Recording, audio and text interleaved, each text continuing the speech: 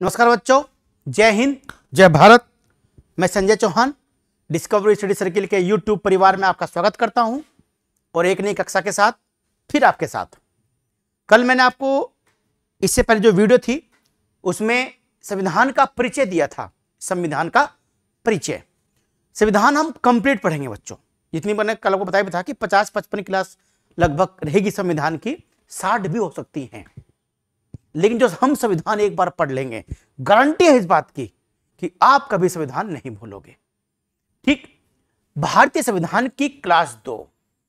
कल मैंने आपको संविधान के बारे में बताया था कि संविधान होता क्या है, संविधान डेवलप कैसे हुआ, विश्व में संविधान कैसे आया। विश्व में जो संविधान आया था बच्चों, जो संविधान का परिचय, उससे एक छोटा सा सेकंड पार्ट है, केवल उसमें 10 मिनट लेंगे, लेकिन उसको आपको समझना जरूरी है बच्चों कि संविधान जो शब्द है, जो संविधान है, वो आखिर आया कैसे। सबसे पहले यूएसए की जब क्रांति हुई, जब इसे हम अमेरिकी क्रांति बोलते हैं, तो अमेरिका की जो क्रांति हुई बच्चों, वो क्रांति दुनिया की पहली क्रांति है। और अमेरिका के लोगों ने ब्रिटेन के खिलाफ क्रांति करी थी, इंग्लैंड के खिलाफ क्रांति करी थी। और उस क्रांति का जो नारा था बच्चों, वो जरूर याद रखिएगा। उस क्रांति का नारा था नो टैक्सेशन विदाउट रिप्रेजेंटेशन। दोबारा सुन लो, नो टैक्सेशन विदाउट रिप्रेजेंटेशन, यानी प्रतिनिधित्व नहीं तो कर नहीं। प्रतिनिधित्व नहीं तो कर नहीं। तो बच्चों, कर नहीं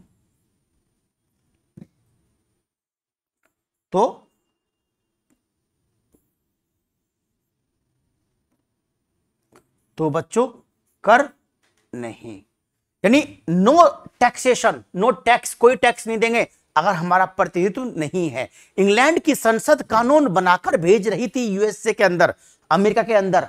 जब तो यूएसए नहीं था, तब तो अमेरिका था, भेज रही थी कानून। तो अमेरिकी लोग इतने जागरूक हो चुके थे बच्चों, कहा जाता है एक बार यूपीएससी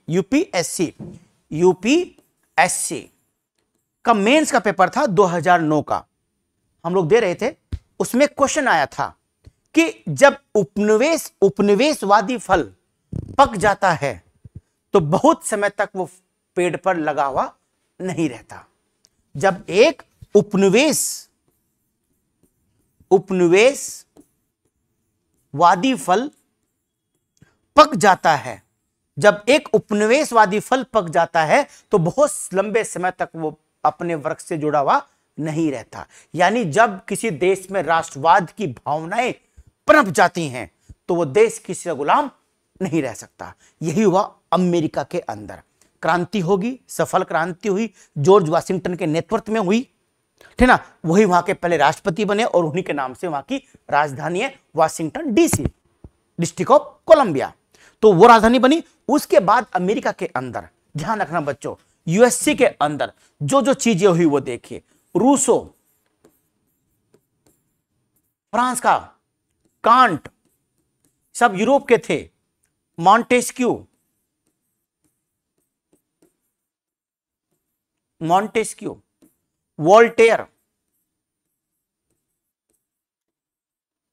वोल्टेयर, लॉक, सुकरात। ये क्या नाम लिख रहा हूं मैं, ध्यान रखिए बच्चों, ये नाम जानना बहुत जरूरी है। एसएससी के कई क्वेश्चन में, कई पेपर में से क्वेश्चन आते हैं। रूसो पहले लोकतंत्रवादी, पहले गणतंत्रवादी बोला जाता है रूसो को। इसी के गणतंत्र की अवधारणा को सबसे पहले यूएसए ने अपनाया। लोकतंत्र और गणतंत्र, सामाजिक संविदा, सोशल कॉन्ट्रैक्ट, एक बुक है रूसो की, उसमें सब बताया है कि कैसे राज्य और नागरिक जुड़ेंगे इस अवधारणा को। यानी यूएसए ने जब संविधान बनाया तो उस संविधान के अंदर यूरोप के जो विद्वान थे, उन यूरोप के विद्वानों ने जो बातें कही हुई थी, उन्होंने इन्हीं बातों को अपने संविधान में शामिल किया। हमने अपना संविधान बनाते समय दूसरे देशों का संविधान देखा और उसकी चीजों को अपनी संस्कृति समाज के अनुसार ढाल लिया। लेकिन यूएसए जैसे देश, जो यूएसए बना, यूनाइटेड स्टेट ऑफ अमेरिका बना, उन्होंने इन जो विद्वान थे बच्चों, इन विद्वानों की बातों को ध्यान में रखा, तब अपना संविधान लिखा। रूसो का गणतंत्रवाद था, सोशल कॉन्ट्रैक्ट पुस्तक का नाम है। कांट की नैतिकता थी। मॉन्टेस्क्यू और वोल्टेयर, ये बच्चों शक्ति के पृथक्करण से जुड़े हुए हैं, सेपरेशन ऑफ पावर से जुड़े हुए हैं कि कार्यपालिका, न्यायपालिका और विधायिका, ये तीनों पावर अलग अलग होनी चाहिए। पहले ये तीनों पावर एक ही में होती थी, अकबर में ही, औरंगजेब में ही। कानून भी औरंगजेब बनाएगा, लागू भी औरंगजेब करेगा, और उसकी समीक्षा भी कौन करेगा? औरंगजेब करेगा। जब किसी व्यक्ति में इतनी ताकत आती है, क्या वो व्यक्ति सत्ता को सत्ता समझेगा? वो व्यक्ति तो तानाशाह बनेगा। ये मानव की प्रवृत्ति है। जब उसके पास सत्ता आती है, अगर वो मानव मैच्योर नहीं है, उसमें उच्च कोटि की परिपक्वता नहीं है, तो उस व्यक्ति के अंदर अहम आना जरूरी है। लेकिन ये अहम एक राजा के अंदर होना चाहिए, और बोला भी गया है अहम राजा का आभूषण है। अगर राजा के अंदर अहम नहीं होगा तो प्रजा उसकी बात नहीं मानेगी। ये एक दैवीय सिद्धांत है कि राजा को देवताओं के बराबर सिद्ध करना पड़ता था अपने आप को। इसी वजह से हमारा राष्ट्रीय यज्ञ होते थे, और जो सुल्तान थे वो अपने सल्तनत के पद का, सुल्तान के पद का खलीफा से अनुमति लेते थे। तो ये एक दैवीय सिद्धांत है, राजा इसी पे काम करते थे। मॉन्टेस्क्यू वोल्टेयर ने कहा अब ऐसा अब नहीं चलेगा। अब क्या चलेगा? कार्यपालिका, विधायिका और न्यायपालिका तीनों अलग अलग रहेंगी।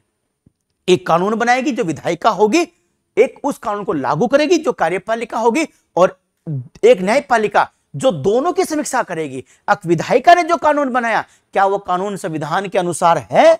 और जो कानून लागू हुआ, क्या वो कानून संविधान के अनुसार लागू किया गया है? क्या वास्तव में जन कल्याण हुआ है या नहीं हुआ है? इन सब की जांच करती है न्यायपालिका, और न्यायपालिका स्वतंत्र होनी चाहिए। और हमने जो स्वतंत्र न्यायपालिका का ग्रहण किया है बच्चों, वो कहां से लिया है? वो हमने यूएसए से लिया है। तो इन सब विद्वानों की बातों को संविधान में शामिल किया गया है। इन विद्वानों के बारे में आपको मैं इतिहास पढ़ते हुए बताऊंगा बच्चों। जब हम इतिहास पढ़ेंगे, हम तुलनात्मक अध्ययन करेंगे इतिहास के अंदर भी बच्चों, ध्यान रखिएगा। जब सिंधु सभ्यता पढ़ेंगे तब भी अध्ययन करेंगे, और जब हम लोग मध्यकाल और आधुनिक काल पढ़ेंगे तब भी विश्व से तुलनात्मक रूप से हम इतिहास को लेते हुए चलेंगे। तो खैर, ये तो अमेरिकी संविधान में आया। तो यानी संविधान का जो विकास हुआ वो इन विद्वानों के चरणों से, इनके घरों से, इनके विचारों से होता हुआ है। कहा था बच्चों कि कभी भी विचार खत्म नहीं होता। व्यक्ति खत्म हो जाता है पर विचार खत्म नहीं होता। ये विवेकानंद, महात्मा गांधी जी, जवाहरलाल नेहरू, सुभाष चंद्र बोस, भगत सिंह, ये सब एक विचार ही तो हैं। लेकिन व्यक्तित्व से विचार तक पहुंचने के लिए जो संघर्ष करना पड़ता है, वो संघर्ष हमें इनकी जीवनी में, इनकी आत्मकथाओं में दिखाई देता है, और हमको उस संघर्ष का पालन करना चाहिए और उस संघर्ष को आदर्श मानना चाहिए बच्चों। क्योंकि अगर आप देखो, गाय, भैंस, बैल, बकरी और बहुत सारे लोग भी, मनुष्य भी आते हैं दुनिया में और चले जाते हैं। वो व्यक्तित्व हैं, वो व्यक्तित्व हैं, वो व्यक्ति हैं केवल। लेकिन जिस व्यक्ति को व्यक्तित्व से विचार तक जाना है, उस व्यक्ति को तो अपने आप को मोमबत्ती की तरह पिघालना ही पड़ेगा। बिना पिघले वो ये काम नहीं कर सकता। श्री राम ने भी पिघाला था अपने आप को। श्री राम का जो वनवास था बच्चों, वो वनवास कोई उनके लिए सजा नहीं थी, वो वनवास जन कल्याणकारी कार्य के लिए था। क्योंकि यह कहा जाता है कि जब भगवान श्री राम का जब राज्याभिषेक हो रहा था, तो जो ऋषि वशिष्ठ थे, कहा कि ये दुनिया का सबसे बेहतर मुहूर्त है। जब वो दुनिया का सबसे बेहतर मुहूर्त था, उससे शुभ कुछ नहीं था, उसी क्षण भगवान श्री राम को वनवास हुआ। तो कैसा शुभ मुहूर्त, कैसा शुभ मुहूर्त। लेकिन वास्तव में शुभ मुहूर्त था। क्यों था? कि भगवान राम का जो वनवास था, वो वनवास केवल जंगल में अपने आप को तकलीफ देना तो था, सजा नहीं थी, जन कल्याण के लिए कार्य था। सामाजिक न्याय की स्थापना करनी थी बच्चों, आर्थिक न्याय की स्थापना करनी थी। वही काम सामाजिक समानता, समता मूलक समाज की बात करनी थी। राम राज्य के कंसेप्ट तक पहुंचना था, उसके लिए राम का वनवास अनिवार्य था। इसलिए राम को वनवास हुआ, क्योंकि राम ने अपने वनवास में केवल वनवासी जीवन नहीं व्यतीत किया। राम ने अपने वनवास में कौन? सबरी के झूठे बेर खाए। जगह शूद्र महिला सबरी, हालांकि पहले रानी रही थी, लेकिन उस काल में तो शूद्र थी, उसके बेर खाए। एक मल्लाह के साथ झोपड़ी में खाना खाया। तो दिखाते हैं सामाजिक समानता। आज तमाम राजनीतिज्ञ ये काम करते हैं, अब जब चुनाव आते हैं तो झोपड़ी में जाकर खाना खाते हैं। कोई तो नीचे बैठ के खाता है, कोई पूरी सब्जी खाता है, कोई कुछ खाता है, कोई पान खाता है। ये भगवान श्री राम उस काल में कर चुके हैं, जो आज ये लोग कर रहे हैं। यानी उसमें और इसमें कोई अंतर नहीं रहा। क्या हमने इतने साल में कुछ विकास नहीं किया? अभी भी झोपड़ियां हैं दुनिया में, भारत के अंदर। आप भी झोपड़ी में खा रहे हैं, भगवान श्री राम ने भी झोपड़ी में खाया था, तो क्या हमारे राजनेता इन झोपड़ियों को समाप्त नहीं कर सके? क्या वास्तव में जो जन कल्याण भगवान श्री राम ने सिखाया था, जो दुनिया के पहले समाजवादी हैं भगवान श्री राम, कि कैसे होना चाहिए, राजा कैसे होना चाहिए, जनता कैसी होनी चाहिए, तुलसीदास ने लिखा है रामचरितमानस में। किसने लिखा है? तुलसीदास ने। चर्चा करूंगा किसी दिन आपके साथ ऐसी बातों पर कि तुलसीदास ने क्या लिखा है। बरसत हर्षत सभी लखे, करसत लखे ना कोई। बरसत हर्षत सभी लखे, करसत लखे ना कोई। तुलसी प्रजा भाग्य, भूप भानु सा हुई। भूप मतलब राजा, भानु मतलब सूर्य। तो इन चीजों पर चर्चा करूंगा आपके साथ कि रामायण और महाभारत का जो कंसेप्ट है और भगवत गीता का जो कंसेप्ट है बच्चों, वो इतना आसान नहीं है कि पढ़ के भगा दिया चलो भाई हो गया काम। नहीं, वो एक अपने आप में पूरी दुनिया समेटे हुए है, एक पूरा युग समेटे हुए हैं। पूरा महाभारत पूरा युग समेटे हुए हैं और रामायण पूरा युग समेटी हुई है। और एक युग कोई छोटा नहीं होता है, उस युग का निचोड़ है रामायण और महाभारत। उस युग का निचोड़ जो रामायण महाभारत है, उसके बारे में बच्चों जो यूपीएससी का मेंस लिखते हैं, पीसीएस का मेंस लिखते हैं, एसए लिखते हैं, उनके लिए तो अनिवार्य है ही। तुलना कीजिए, कितना खुश होगा एग्जामिनर कि वाह, तार्किक तुलना होनी चाहिए। लेकिन ठीक ना, तार्किक तुलना होगी तब मजा आएगा। चलिए हम आगे बढ़ते हैं संविधान के विषय में। आगे चलकर रामायण के सामाजिक न्याय, राजनीतिक न्याय और आर्थिक न्याय पर चर्चा करते रहेंगे। ऐसी बीच पे चलती रहेंगी चीजें, ठीक है। चलिए, ये तो दार्शनिक थे जिनको शामिल किया था यूएसए के संविधान में। अब हम देखते हैं भारत का जो संविधान है। परसों मैंने आपको कल की क्लास में बताया था आपको कि वो 3 चरणों में विकसित हुआ। कितने में? 3 चरणों में। आज हम उसका पहला चरण लेते हैं बच्चों। पहला चरण, पहला फेज लेते हैं। पहला चरण क्या है बच्चों? उसका पहला चरण है उसका 1773 से लेकर 1853 तक। यह उसका पहला चरण है। इस चरण में जो कानून बनकर इंग्लैंड से आए बच्चों, उन्हें हम चार्टर एक्ट कहते हैं। क्या कहते हैं? चार्टर एक्ट कहते हैं। चार्टर शब्द का अर्थ क्या होता है? एक चार्टर मूवमेंट भी हुआ है बच्चों धरना इंग्लैंड में, उसे गौरवमय क्रांति कहते हैं। चार्टर मूवमेंट वो इंग्लैंड का है। आप चार्टर मूवमेंट क्या था ये इतिहास का विषय है, पर जीके का जो विषय है वो ध्यान रखिएगा। चार्टर मूवमेंट इंग्लैंड से जुड़ा हुआ है, बस इतना ही बहुत है जानने के लिए। चार्टर एक्ट, चार्टर मतलब अधिकार पत्र।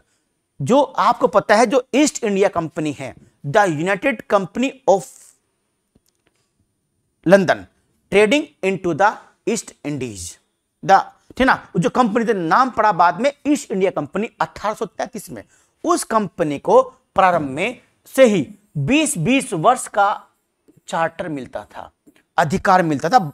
ईस्ट इंडिया पूर्वी द्वीपों के साथ व्यापार करने का अधिकार हर एक 20 वर्ष के बाद चार्टर होना शुरू हुआ। 1608 से लेकर 1773 तक ईस्ट इंडिया कंपनी भारत में अकेली काम करती रही, लेकिन 1757 का प्लासी का युद्ध और 1764 का बक्सर का युद्ध और उसके बाद फिर मैसूर का युद्ध और फिर आपका जो मैसूर युद्ध हुआ पहला युद्ध, उसके बाद 1773 में एक रेगुलेटिंग एक्ट भारत में बनकर आया। इन चारों एक्ट के बारे में आपको बता देता हूं। 1773 में कौन सा था? रेगुलेटिंग एक्ट, रेगुलेटिंग एक्ट जो बताना, रेगुलेटिंग एक्ट 1773 का है, यानी नियंत्रक कानून, रेगुलेट करने वाला कानून। East India company private company थी। जब उसने भारत के बंगाल पर पूर्ण अधिकार कर लिया, बंगाल के साथ साथ अवध पर भी अपना अधिकार अप्रत्यक्ष रूप से कर लिया, ठीक ना, धीरे धीरे जीतती जा रही थी कंपनी। ईस्ट इंडिया कंपनी की सबसे बड़ी विशेषता यह थी कि वो कभी भी भारत में पानीपत जैसा, तराइन जैसा युद्ध नहीं लड़ी। अगर लड़ती निश्चित रूप से हारती। वो जो लड़ी वो एक बार में एक शत्रु से लड़ी। अगर लड़ी मैसूर से तो मराठों और निजाम को अपनी तरफ कर लिया, लड़ी मराठों से तो निजाम और बाकी सबको अपनी तरफ कर लिया। अंत में लड़ी किससे? पंजाब से और सिंध से, जब तक कुछ बचा ही नहीं था। 1802 तक तो संपूर्ण भारत पर अधिकार हो चुका था, लेकिन ईस्ट इंडिया कंपनी ने कभी राजपूतानों को छेड़ने की कोशिश नहीं की। क्योंकि क्यों नहीं की छेड़ने की कोशिश? कि राजपूताना में आज भी वहां की जनता राजा के प्रति अपना सम्मान रखती है। आज के दौर में भी उस काल में कितना सम्मान रहा होगा राजा के प्रति। तो ये अंग्रेज डरते थे, उन्हें लगता था कि अगर हमने यहां हस्तक्षेप किया तो जनता विद्रोह कर देगी। लॉर्ड कॉर्नवालिस, उसके रॉबर्ट क्लाइव के बारे में कहा जाता है कि रॉबर्ट क्लाइव ने यह कहा था कि जब हम प्लासी को जीत कर आए और बंगाल की जनता हमारे ऊपर अगर आज फूल न बरसाकर पत्थर बरसाती तो हमको आज ही अब भारत छोड़ना पड़ता। यानी जनता ने फूल बरसाए कि आप नवाब को मारिए, सिराजुद्दौला को मारिए, उसके हमारा पीछा छूट गया। यानी जनता अपने राजाओं से खुश नहीं थी। इसी बात का फायदा उठाया कि राजा जनता को प्रसन्न करने के चक्कर में नहीं रहते थे, बल्कि राजा अपने क्षेत्र को बढ़ाने में रहते थे, ना कि राजा कल्याण का काम करते। जबकि राजस्थान के अंदर वहां के राजाओं ने जनता के कल्याण के बहुत सारे काम किए। इसलिए कभी भी राजपूताना में हस्तक्षेप एक दो जगह को छोड़कर, कोटा, बूंदी और एक जगह हो रहा है अजमेर, इनको छोड़कर ज्यादातर उसमें हिस्सों में उन्होंने हस्तक्षेप नहीं किया बच्चों। तो ईस्ट इंडिया कंपनी एक निजी कंपनी थी। जब बंगाल जीत लिया तो ब्रिटिन की संसद ने एक कानून बनाकर एक रेगुलेट कर दिया कंपनी को, और करने के लिए इंग्लैंड के अंदर एक board of director, board of control नहीं, अरे एक बोर्ड ऑफ प्रोपोराइटर्स, एक बोर्ड ऑफ डायरेक्टर, निदेशक मंडल। इसमें 24 सदस्य होते थे बच्चों। कितनी, ये पूछा गया है कि कितने सदस्य थे? 24 सदस्य थे। 1853 के एक्ट से इन्हें घटाकर 18 कर दिया गया था, है ना। तो रेगुलेटिंग एक्ट से क्या क्या काम किए गए? इसे दो काम हुए, एक तो भारत के अंदर और एक इंग्लैंड के अंदर। इंग्लैंड के अंदर जो काम हुए वो देखते हैं पहले। एक तो बोर्ड ऑफ डायरेक्टर बनाया गया, बोर्ड ऑफ डायरेक्टर, इसमें 24 निदेशक रखे गए। एक बोर्ड ऑफ प्रोपोराइटर्स बनाया गया। प्रोपोराइटर्स का मतलब होता है जो कंपनी के स्वामित्वधारी थे उन्हें प्रोपोराइटर्स बोलते हैं। तो प्रोपोराइटर्स जो थे बच्चों वो कंपनी के स्वामित्व थे, और ये बोर्ड ऑफ डायरेक्टर्स कंपनी को चलाने वाले लोग थे। ये 24 सदस्य होते थे। तो एक तो ये, यानी इंग्लैंड के अंदर कंपनी को रेगुलेट करने के लिए एक प्रकार की संस्था बना दी गई ताकि कंपनी भारत में नियंत्रित होती रहे। अब जो भारत के अंदर चेंज किया बच्चों, जो भारत में बदलाव किया वो देखिए क्या किया। भारत में तो बदलाव किया बच्चों, वो बदलाव ये किया भारत में कि भारत में जो बंगाल का गवर्नर था, कौन? Warren Hasting,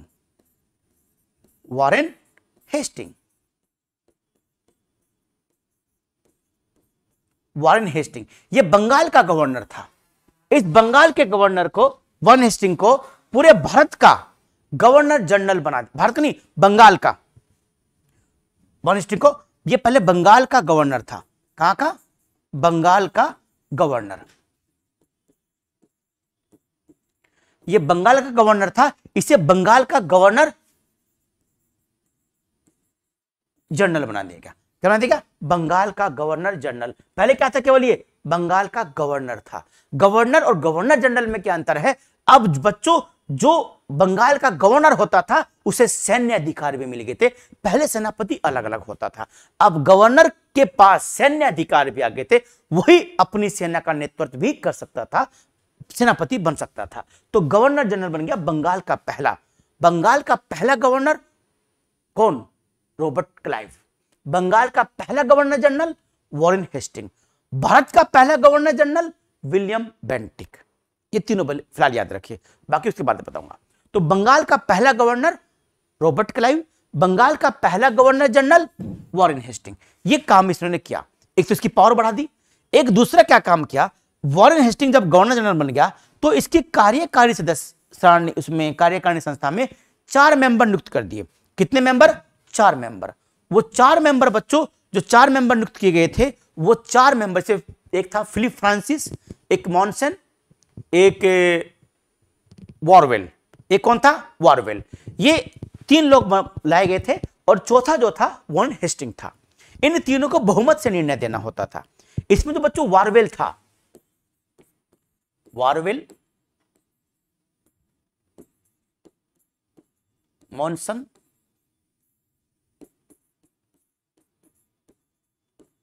Philip Francis,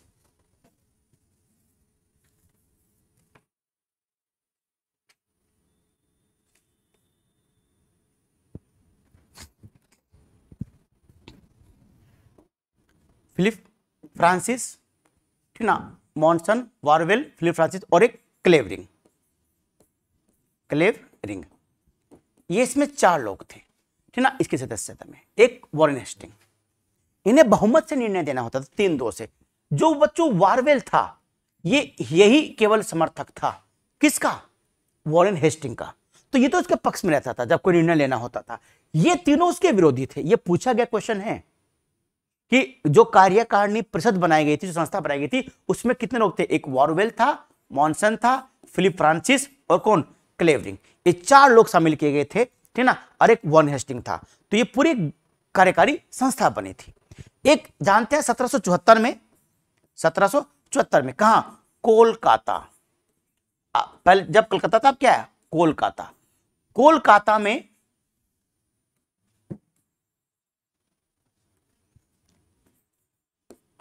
Kolkata बोलते ना, कोलकाता। पहले क्या था बच्चों? पहले कलकत्ता था।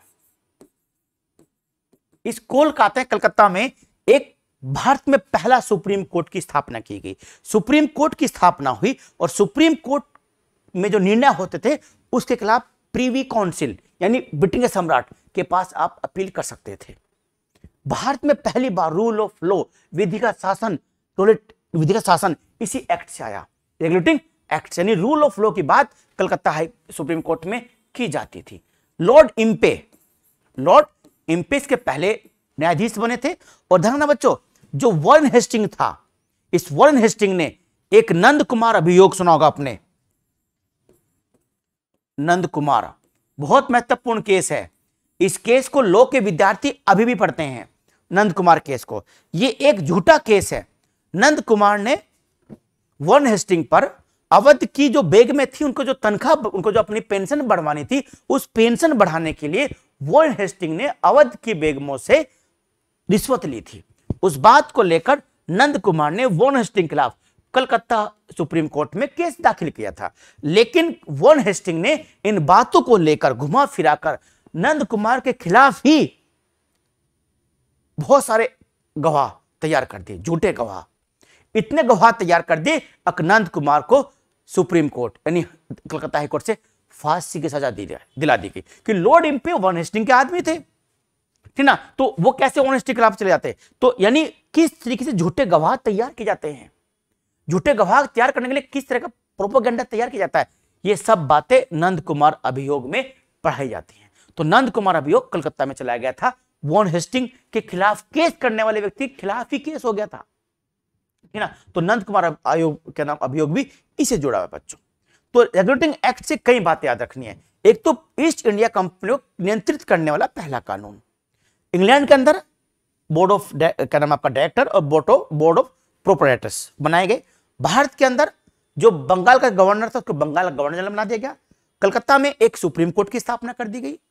दूसरी तरफ जो गवर्नर जनरल था उसकी जो कार्यकारी समिति थी उसमें 4 सदस्य थे। उन चारों सदस्यों में जो मेंबर मैंने बता दिया आपको, कौन वॉरेन हेस्टिंग का पक्षकार था, कौन नहीं था, ये बता दिया गया। उसके बाद तो रेगुलेटिंग एक्ट था। इस रेगुलेटिंग एक्ट से कंपनी को 20 वर्ष के लिए चार्टर यानी अधिकार मिल गया था। यानी अब जो दूसरा कानून आएगा वो 1793 में आएगा। 1793 में 20 साल, हर 20 साल के लिए वहां का राजा अधिकार देता था। अब जो गवर्नर जनरल है, इसकी नियुक्ति बोर्ड ऑफ डायरेक्टर और बोर्ड ऑफ प्रोपराइटर्स के माध्यम से होती थी। जब हम लोग ब्रिटेन के गुलाम बन गए 1857 के बाद, तब भारत का जो गवर्नर जनरल था वो वायसराय कहने लगा था। अब वायसराय की नियुक्ति ब्रिटेन के सम्राट के माध्यम से होती थी, इसलिए उसका नाम बदला गया था, ठीक ना। तो ये थी स्थिति बच्चों। तो ये था रेगुलेटिंग एक्ट, ठीक है ना। चलिए, इसमें बहुत ज्यादा बातें और शामिल करने की जरूरत नहीं है। अब जो 20 इससे पहले 1784 में पिट्स इंडिया एक्ट आया था। कौन सा? Pitt's India act. Pitt's India act, ध्यान रखना बच्चों, इसके द्वारा कंपनी पर द्वैध शासन लाद दिया गया था। द्वैध शासन लाद दिया गया था। इंग्लैंड के अंदर जो बोर्ड ऑफ डायरेक्टर था और बोर्ड ऑफ कंट्रोल वो था प्रोपराइटर्स, उसके साथ साथ एक बोर्ड ऑफ कंट्रोल बना दिया गया।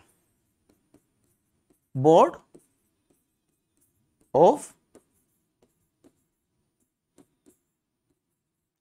Of control, board of control बना देगा। बोर्ड ऑफ कंट्रोल का जो अध्यक्ष होता था बच्चों, ध्यान रखना, वो अध्यक्ष जो था वो ब्रिटेन का मंत्रिमंडल जो होता था, मंत्रिमंडल का कोई सदस्य बनाया जाता था। मंत्रिमंडल का सदस्य होता था बोर्ड ऑफ कंट्रोल का अध्यक्ष। ये इंपॉर्टेंट चीज है। बोर्ड ऑफ कंट्रोल के हाथ में ही अब कंपनी की बागडोर आ गई थी। वास्तव में यही था, इसकी अनुमति के बिना गवर्नर जनरल की नियुक्ति नहीं होती थी, क्योंकि इसका अध्यक्ष कौन था? मंत्रिमंडल का सदस्य, यानी कोई कैबिनेट मंत्री, जैसे हमारे होता है ना कैबिनेट मंत्री, तो कोई कैबिनेट मंत्री ही बोर्ड ऑफ डायरेक्टर का सदस्य होता था। इसमें 6 सदस्य होते थे और इसका अध्यक्ष जो होता था वो अध्यक्ष मंत्रिमंडल का सदस्य होता था। अब कंपनी पर द्वैत शासन, एक तो बोर्ड ऑफ कंट्रोल जो कि सरकार के माध्यम से आया, और एक बोर्ड ऑफ डायरेक्टर जो कि निजी लोग होते थे, प्राइवेट लोग होते थे। यानी कंपनी का जो भारत में जो कंपनी काम कर रही उस कंपनी पर अब 2 तरह नियंत्रण हो गया, एक बोर्ड ऑफ कंट्रोल का और एक बोर्ड ऑफ डायरेक्टर का। बोर्ड ऑफ डायरेक्टर कंपनी के निदेशक होते थे जिनकी संख्या 24 थी, और बोर्ड ऑफ कंट्रोल जो था वो सरकार के माध्यम से, तो सरकार के अंडर में होता था। इसमें 6 मेंबरों में से एक कौन था? अध्यक्ष, ये मंत्रिमंडल का सदस्य यानी कैबिनेट मंत्री इसका अध्यक्ष होता था। ये चली आ रही है। चलिए, उसके बाद 1793 में आ गया था दूसरा चार्टर एक्ट। 93 में जो चार्टर एक्ट आया था बच्चों, ध्यान रखिएगा, 93 वाले एक्ट से केवल कंपनी के 20 वर्ष के अधिकार बढ़ा दिए गए थे, यानी 1813 तक अब कंपनी भारत में काम करती रहेगी। 1813 तक कंपनी ने भारत में काम किया, तो अब 1813 में क्या आएगा? 1813 का चार्टर, बहुत इंपॉर्टेंट चार्टर है बच्चों, क्योंकि 1813 में कई बातें हैं। पहली बात, आपने बहुत किताबों में पढ़ी होंगी, शिक्षा के लिए, एक तो सबसे बड़ी बात, शिक्षा के लिए 1 लाख रुपए था, सब लोग जानते हैं, शिक्षा के लिए 1 लाख रुपए रखा गया था। दूसरी बात, भारत में कंपनी का व्यापारिक एकाधिकार समाप्त कर दिया गया था, लेकिन चाय का व्यापार और चीन के साथ व्यापार बना रहा, चीन के साथ व्यापार बना रहा, किसका? कंपनी का। तीसरी बात कंपनी की, यानी यह कर दिया गया, कंपनी ने भारत में ईसाई मिशनरी भेजने का निर्णय लिया। चौथी बात, अब केवल कंपनी के कर्मचारी ही भारत के साथ व्यापार नहीं कर सकते थे, बल्कि ब्रिटेन का आम नागरिक भी भारत आ सकता था, भारत के साथ व्यापार कर सकता था। ये बहुत बड़ी बात थी। देखिए आप, इतनी बातें थी, और बातें बहुत सारी थी, वो आपके लिए काम की नहीं है। शिक्षा के लिए 1 लाख खर्च क्यों किया गया? ये सारी बातें आपस में जुड़ी हुई है, और इन सब का संबंध है इंग्लैंड की औद्योगिक क्रांति से, है ना, इंग्लैंड की औद्योगिक क्रांति से। असल में भारत, जब इंग्लैंड में औद्योगिक क्रांति हो चुकी थी, सबसे पहली औद्योगिक क्रांति कहां हुई थी? इंग्लैंड में हुई थी। तो जब वहां उद्योग धंधे लगे, मशीनीकरण का विकास हुआ, तो उत्पादन बढ़ा। अब वो उत्पादन कहां का पाया जाएगा? जहां बड़ा बाजार होगा। बड़ा बाजार कौन? हम, भारत में। अब भारत में सामान कब खरीदेंगे? सामान विदेशी सामान, जब उस विदेशी सामान के प्रति भारतीयों में आकर्षणता होगी, यानी आकर्षण होगा, यानी इंग्लैंड के बारे में बताया जाएगा कि वहां लोग ऐसे हैं, ऐसा काम करते हैं, ये देखो सामान है वहां का, इतने सभ्य लोग हैं। तो इस तरह की बातें, ये सब बातें उसी जुड़ी हुई हैं। देखो, ईसाई मिशनरी भारत भेजना, यानी ईसाई धर्म का प्रचार करने के लिए भारत में वहां के प्रचारक भेजे गए। कैसे? अब ईसाइयत के बारे में बताना है, कैसे होती है ईसाइयत, कैसे करते हैं, ईसाई कितने अच्छे होते हैं। व्हाइट मैन बर्डन थ्योरी, इसी के बाद भारत में आई। अंग्रेजों ने कहा कि हम लोग सभ्य हैं, हम लोग गोरे हैं, हम लोग खाना पीना कितना, हम चम्मच से खाते हैं, रुमाल रख के खाते हैं, कुर्सी पर आराम से बैठे खाते हैं। तुम लोग खाना नहीं आता, ना पहनना आता। कैसे? तुम लोग काले हो, लंगोट पहनते हो। क्या पहनते हो? लंगोट, एक कपड़ा पहनते हो। हम लोग सूट बूट में रहते हैं, हम लोग चम्मच से खाते हैं, वेल मैनर्स के साथ खाते हैं, तुम लोग हाथ से पेलते हो ऐसे करके, है नहीं? तो कहा कि तुम लोग असभ्य हो, हम तुम्हें सभ्य बनाने हैं। लेकिन ये हमारे मनोबल को तोड़ने वाली बात थी, क्योंकि हम तो सभ्य तब थे जब दुनिया नींद से भी नहीं उगी थी, और हम लोग सिंधु सभ्यता का विकास कर चुके थे। बच्चों ध्यान रखिएगा, बोलते हैं ना, मिस्र यूनान रोम मिट गए, जहां से कोई बात है, हस्ती मिटती नहीं हमारी, सदा रहा है दौरे दुश्मन जहां हमारा, कोई बात है मिटती नहीं हस्ती हमारी। ठीक है बच्चों, तो ये देखिए आप, एक ही सभ्यता ऐसी है जो आज तक जिंदा है। चीन की सभ्यता, वो चीजें नहीं है जो हमारे यहां है। मिस्र की सभ्यता, यूनान की सभ्यता, रोमन सभ्यता, माया सभ्यता। माया सभ्यता कहां थी? मध्य अमेरिका में। तो ये सभ्यताएं एक प्रकार से खत्म हो चुकी है और हम आज भी सिंधु सभ्यता की चीजों का आह्वान कर रहे हैं। हमारे यहां जल पूजा, वृक्ष पूजा, मातृ देवी की पूजा, स्वास्तिक का चिन्ह, सामूहिक स्नान, ये सब बातें सिंधु सभ्यता से जुड़ी हुई हैं। नाग पंचमी की पूजा, एक सींग वाले सांड, एक श्रृंगी सांड बोलते हैं, उसकी पूजा, है ना। तो ये सब चीजें क्या है? गाय भैंस की, गाय की पूजा वैदिक काल से चली आ रही है। तो इतनी सारी चीजों का हम आज भी निर्वाह कर रहे हैं। तो भारत की हस्ती कभी मिटने वाली नहीं है, सदा रहा है दौरे दुश्मन हमारा, पर हम कभी समाप्त नहीं हुए और ना कभी हो सकते। कितने आक्रमण हुए, आक्रमणकारी आए, हमारे में समा गए, यहीं रह गए, कोई नहीं गया। इतिहास में पढ़ेंगे क्या चीजें थी भारत के अंदर, क्या भारत का इतिहास रहा है, क्या संस्कृति रही है। बच्चों जब इतिहास पढ़ेंगे तो बहुत मजा आएगा, देखना भारत का समृद्ध इतिहास किस तरह का इतिहास था। इतिहास को लिखने वाले लोग थोड़ा देखो दृष्टिकोण अलग अलग होता है, पर पढ़ने का दृष्टिकोण एक ही होना चाहिए। इतिहास के प्रति सकारात्मक रहो, पॉजिटिव रहो, है ना। दृष्टिकोण मार्क्सवादी भी है, उदारवादी भी है और बहुत सारी चीजें है इतिहास लेखन की, पर आपको पढ़ने का दृष्टिकोण आपका अलग होना चाहिए। तो ईसाई मिशनरियां भेजी गई भारत में। ईसाई मिशनरी इसलिए भेजी गई भारत में कि तुम लोग जाओ और भारत में ईसाई धर्म का प्रचार करो, एक ऐसा माहौल बनाओ कि ईसाई धर्म उच्च कोटि का है और बाकी तुम्हारे धर्म जो है वो निम्न कोटि के हैं। तुम्हें कुछ नहीं पता, हम लोग व्हाइट हैं, व्हाइट मैन बर्डन थ्योरी है, हम लोग तुम्हें सभ्य बनाने आए हैं क्योंकि तुम असभ्य हो। किसी भी देश पर अधिकार करने के लिए उसका मनोबल तोड़ना अनिवार्य होता है। जब तक मनोबल नहीं तोड़ोगे आप उस देश पर अधिकार नहीं कर सकते। इन्होंने सबसे पहले हमारा मनोबल तोड़ा, अब तुम लोग असभ्य हो। देखिए आप, ये भारत में भेजी, ठीक है ना। जब विवेकानंद गए थे 1893 में न्यूयॉर्क में, तब कहा था न्यूयॉर्क हेराल्ड ने, अब उस देश में, जिस देश का युवा भी इतना ज्ञान रखता हो, उस देश में ईसाई मिशनरी भेजना मूर्खता है। कितनी बड़ी मूर्खता है। जिस देश का युवा 23-24 साल का बच्चा भी धर्म और अध्यात्म के बारे में इतना जानता हो, उस देश में ईसाई मिशनरी भेजने का कोई तुक नहीं बनता है। तो ये ईसाई मिशनरी किस लिए भेज रहे हैं? हमारी उपनिवेशवादी जो चीजें थी वहां पर अपने पकड़ मजबूत करने के लिए। शिक्षा पर 1 लाख रुपए खर्च कोई हमारे लिए नहीं था, ताकि भारत के अंदर, अब क्योंकि प्रशासनिक मशीनरी में अंग्रेज आ गए थे तो वो अंग्रेजी किताबों को पढ़ सकें, अंग्रेजी गणित को पढ़ सकें, अंग्रेजी चीजों को सीख सकें, इसलिए यहां पढ़ाई पर 1 लाख खर्च करने की बात करी गई थी। उसमें बच्चों 1 लाख बहुत थे। समाप्त कर दिया चीन और चाय, यानी एकाधिकार आंशिक रूप से समाप्त किया गया। यहां पे चक्कर बनता है कि 1813 में समाप्त हुआ या 1833 में समाप्त हुआ। ये होता है 13 में कि 33 में। ध्यान रखना क्वेश्चन कैसे पूछता है।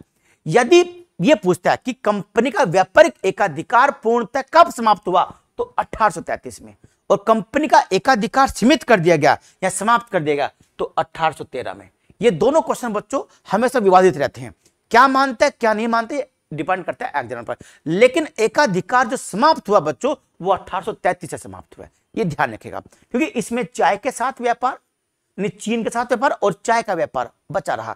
ये बच्चों वही चाय थी जो अमेरिकी क्रांति में बोस्टन टी पार्टी, कौन सी पार्टी, बोस्टन टी पार्टी के तहत वहां पर जो ना एक आंदोलन हुआ था जॉर्ज वाशिंगटन के नेतृत्व में। बोस्टन एक बंदरगाह पड़ता है, भारत से वो चाय की पेटियां गई थी, फिर चाय भारत में ही थी और चीन से भारत में चाय मंगाई जाती थी और वो चाय भारत से फिर यूएस से यानी अमेरिका जाया करती थी। बोस्टन बंदरगाह पर जॉर्ज वाशिंगटन के नेतृत्व में उन चाय की पेटियों को समुद्र में फेंक दिया गया था, उसे बोलते हैं बोस्टन टी पार्टी, है ना। तो संबंध वहां की पार्टी संबंध भारत से भी है। तो चाय का व्यापार होता रहेगा दुनिया में, कंपनी करती रहेगी और चीन के साथ, क्योंकि चाय का अधिकतर व्यापार किससे था, चीन से था, तो ये दोनों जुड़े हुए थे, इनका व्यापार बना रहा, है ना। एक तो काम क्या, आम नागरिक को भारत के साथ व्यापार करने का अधिकार दिया गया, एक बड़ी बात थी। अभी तक केवल ब्रिटेन में जो ईस्ट इंडिया कंपनी थी, पहले ब्रिटेन के नागरिक ईस्ट इंडिया कंपनी के मेंबर बनते, वहां पर मेंबर बनने के बाद जब भारत में आते तब अपना व्यापार कर सकते थे। लेकिन इस एक्ट से क्या कर दिया गया कि नहीं, अब ब्रिटेन का आम नागरिक भी भारत के साथ व्यापार कर सकता है, क्योंकि व्यापारिक एकाधिकार समाप्त हो गया। अब भारत का आम नागरिक जाएगा और वहां भारत में जाएगा और व्यापार कर सकता है। इसका लाभ अमेरिका उसको, इंग्लैंड को यह होना था कि अब ज्यादा संख्या बढ़ेगी अंग्रेजों की भारत में, आम पब्लिक जाएगी, आम पब्लिक जाएगी, भारतीय पकड़ मजबूत बनेगी, अपना प्रचार करेगी, इस तरह की, यानी भारत में अंग्रेजों की संख्या बढ़ानी थी। इस तरीके से आम नागरिक को भारत के साथ व्यापार करने का अधिकार 1813 के चार्टर से दिया गया था। ठीक ना, उम्मीद करता हूं समझ में आया होगा, आपकी क्लास आपको सही लग रही होगी। 1833 का एक्ट था बच्चों, ये देख लेते हैं इससे क्या क्या बातें थी। एक तो बात वही थी कि कंपनी का एकाधिकार पूर्णतः समाप्त कर दिया गया, पूर्णतः समाप्त, बिल्कुल समाप्त कर दिया गया एकदम। अब कंपनी केवल भारत में प्रशासनिक काम करेगी। कैसा काम करेगी बच्चों? प्रशासनिक कार्य ही करेगी बस। यानी अब कंपनी के राजनीतिक अधिकार लगभग समाप्त कर देंगे। अब यानी राजनीतिक और प्रशासनिक, हाँ कैसा, राजनीतिक और प्रशासनिक काम ही करेगी। यानी अब व्यापारिक एकाधिकार क्या कर दिया गया? अब कंपनी का व्यापार पर एकाधिकार समाप्त कर दिया।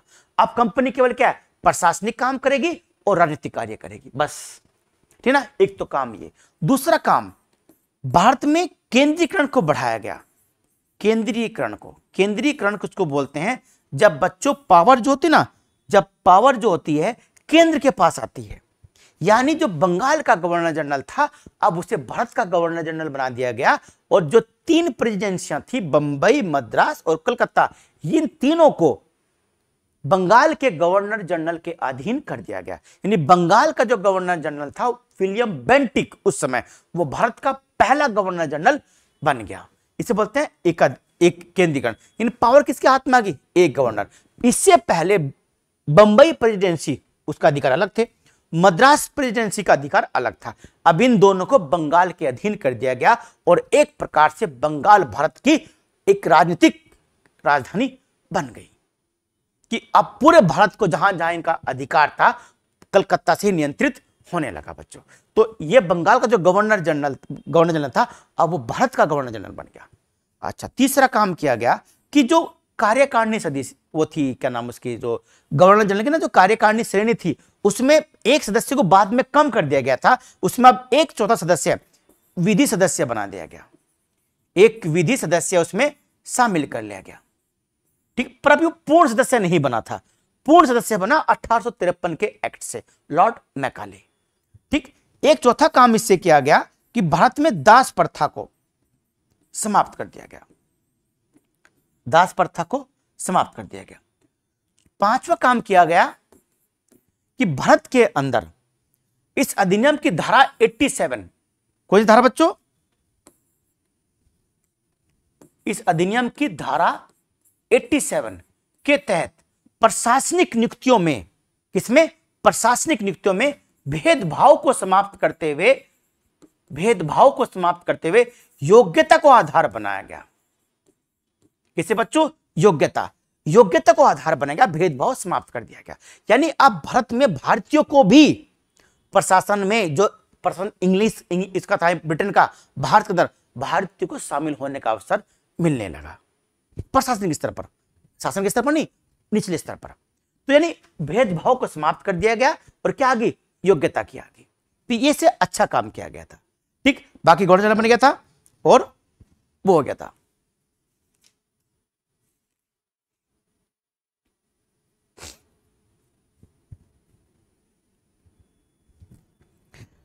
ठीक बच्चों, तो 1833 का जो एक्ट था, मैं बताया आपको, कई सारे काम किए गए।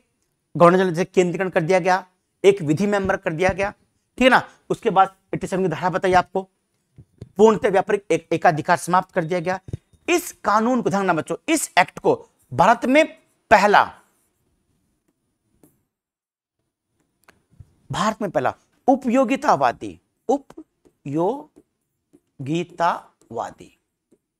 उपयोगितावादी एक्ट भी कहते हैं, क्योंकि विलियम बेंटिक भारत का पहला उपयोगितावादी गवर्नर जनरल था। उपयोगितावाद क्या है?